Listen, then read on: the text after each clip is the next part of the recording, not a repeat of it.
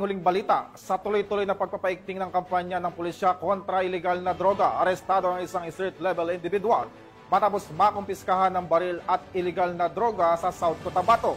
Alamin ang detalye ng report mula kay Patroluan Braylin Jean Cabonillas.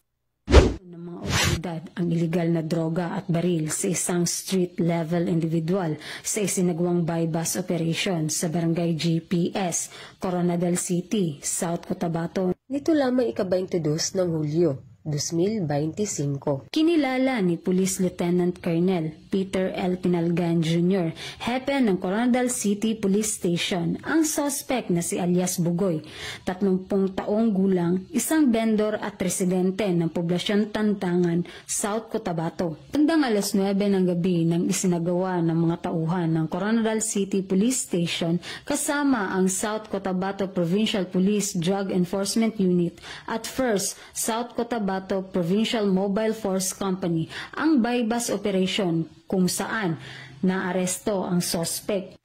Nakuha sa kanyang pag-iingat ang 3 sachet na hinihinalang shabu na may timbang na mahigit kumulang 3 gramo at nagkakahalaga ng 20,400 at isang pistol na may kasamang isang bala. Nasa kustodiya na ng Coronadal City Police Station ang suspect at mahaharap sa kasong paglabag sa RA 9165 at RA 10591. Patuloy ang pagpapaigting ng kapulisan sa kampanya kontra ilegal na droga at loose firearms. Mula dito sa Police Regional Office 12, ako po ang inyong PNN correspondent, Patrolwoman Braylin Jean Cabonillas, alagad ng batas, taga-taguyod ng Balitang Pulis.